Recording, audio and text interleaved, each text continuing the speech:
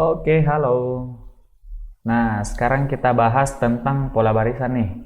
Nah, jadi tujuan untuk mempelajari pola barisan itu untuk mencari tahu kesinambungan atau pengulangan pengulangan suatu kejadian. Nah, jadi dia fungsinya untuk gunanya untuk ini, untuk mencari tahu kesinambungan atau pengulangan suatu kejadian. Sini bahan ujinya itu biasanya tentang barisan dan deret nih. Barisan dan deret. Nah, biasanya barisan dan deret berupa angka. Nah, ini sedikit teori sedikit ya. Nah, jadi barisan dan deret angka itu biasanya ada seperti yang ini. Misal ada contoh soal 2, 4, 6, 8, titik. Nah, yang ini kan pasti gampang jawabnya. Oh, ini lompatnya lompat 2. Oh, plus 2. Ini juga selisih 2. Ini juga selisih 2. Berarti di sini selisih 2 juga dong. Jadi jawabannya nanti 10. Oke, gampang ya. Nah, terus ini dikatakan dengan lompat 1. Saya katakan lompat 1. Saya kategorikan deh. Lompat 1. Lompat 1. Apakah begini saja barisan dan deret angka? Nah, barisan dan deret angka ini banyak variasinya. Nah, misal contohnya lagi kayak seperti apa? 2, 3, 4, 6, 9,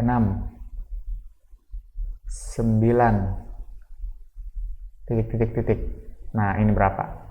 Nah, ini analisanya sama seperti yang tadi. Tapi kita lihat 2, 4, 6. Oh, berarti dia lompatnya gini. Nah, jadi ini lompatnya plus 2. Oke, plus 2 ini plus 2. Nah, nanti yang ini juga lompatnya ke sana. 3 ke 6, terus 6 ke 9. Nah, ini juga konstan ternyata, plus 3. Tapi yang ditanya yang mana? Nah, yang ditanya cuma yang ini ternyata. Nah, jadi ini plus 2. Jadi di sini jawabannya 8. Jadi nanti bakal banyak varian-variannya. Ini saya kategorikan namanya lompat 2 deh. Lompat 2. Nah, kenapa lompat 2? Karena lompatnya 2 kali. 1, 2. Oke. Terus apalagi ya yang biasanya muncul? Lompat 1, lompat 2, lompat 3, dan seterusnya. Terus yang biasa juga muncul mungkin seperti ini. 1, terus 4, terus 9, 16, 25. Ini kira-kira berapa? Nah, ini dia tidak pakai lompat-lompat. Nah, dia pakai apa dong? Ternyata ini 1 dari 1 berpangkat 2. Ini 2 pangkat 2. Ini 3 pangkat 2. Yang itu 4 pangkat 2. Yang ini 5 pangkat 2. Berarti nantinya di sini 6 berpangkat 2. Jadi jawabannya berapa dong? Nah, jawabannya 6 pangkat 2 itu 36. Nah, ini biasanya disebut barisan dan deret yang kuadratik. Nah, kuadratik. Ini penamaan saja biar gampang untuk penjelasannya. Jadi kuadratik. Jawabannya tadi berapa ini? 36. Setelah 36 berapa? Nah, 49. Oke, kadang juga muncul yang aneh-aneh. Nah, seperti bagaimana itu yang aneh-aneh? Misal, contohnya ada yang namanya deret apa sih namanya? Saya lupa juga. Sebentar ya. Contoh deretnya itu misal begini. 1, 3, 5, terus nanti 9. Terlalu besar ya tulisannya. Oke. 1, 3, 5, 9 misal.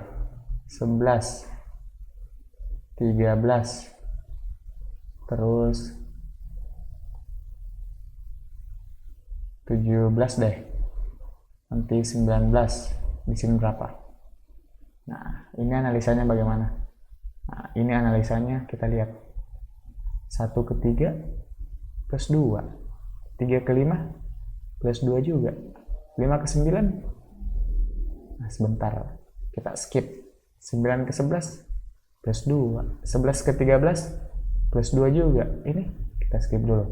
17 ke 19 plus 2, berarti nanti di sini plus 2 juga dong. Nah, jadi jawabannya berapa? Jawabannya 21. Nah, ini disebut dengan deret skip. Nah, pada deret skip sebenarnya biasanya juga ada kesinambungan antar ini. Misal 5 ke 9, oh plus 4. 13 ke 17 plus 4 juga. Oh, berarti nanti di sini ketika dia di skip, nanti selisihnya plus 4. Nanti plus 2 lagi. Nah, ini saya kategorikan misal deret skip karena ada skip-skipnya tah. Nah, ini deret skip. Nah, jadi kurang lebih seperti itu untuk barisan dan deret. Nanti di latihan soalnya kita bakal ketemu banyak banget bentuk, entah itu lompat 1, lompat 2, kuadratik, deret skip dan lain-lain. Jadi nanti kita perkaya di latihan soalnya. Oke. Terus biasanya juga kita belajar tentang barisan dan deret ini berupa huruf. Barisan dan deret berupa huruf. Bagaimana berupa huruf? Misal A, C, E, G. Ini apa? Jadi kita lihat ininya saja, selisihnya. Oh, A di sini, B dulu baru C, terus C, D, E, F, terus G. Berarti di sini G, H dulu, nanti jawabannya I.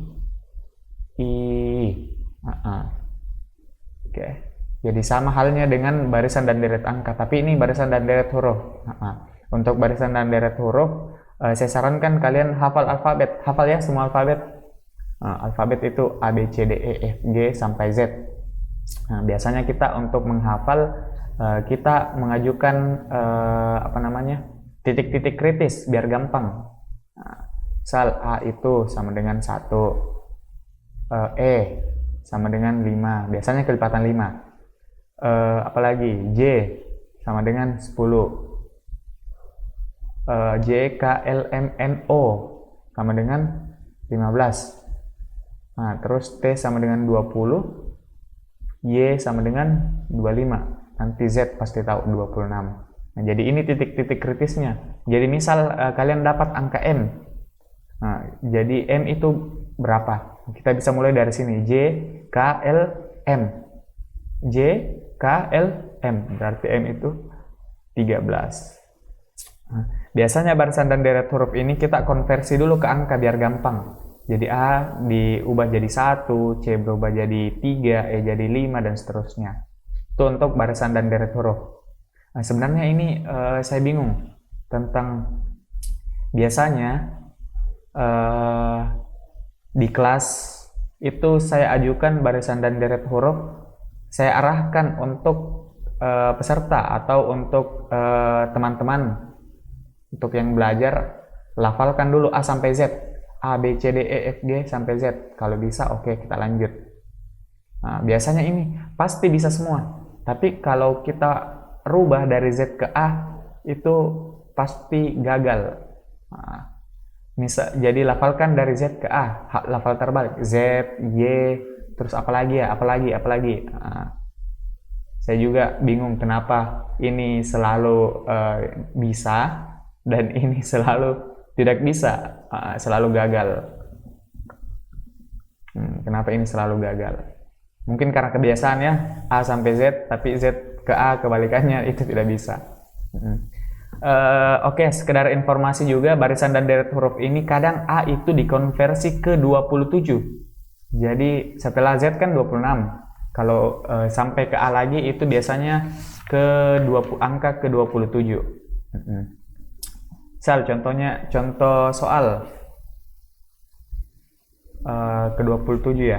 Misal E, terus J, nanti O, T, Y, terus D. Ini apa? Nah, kalau kita konversi ke angka, ke nomor, berarti E ini 5, ini 10, yang ini 15, T 20, Y 25, D itu berapa? Nah, harusnya kan di sini 30, tapi Y itu sama dengan 25. Nanti Z itu 26. Nanti berulang, A jadi 27, B jadi 28, C jadi 29, dan akhirnya D jadi 30. Jadi jawabannya ternyata bukan itu yang ditanyakan. 30 itu D, jawabannya ini apa? Nah, 35 dong. Nah, apa yang ke 35? D. Terus apa lagi? E 31, F, G, H.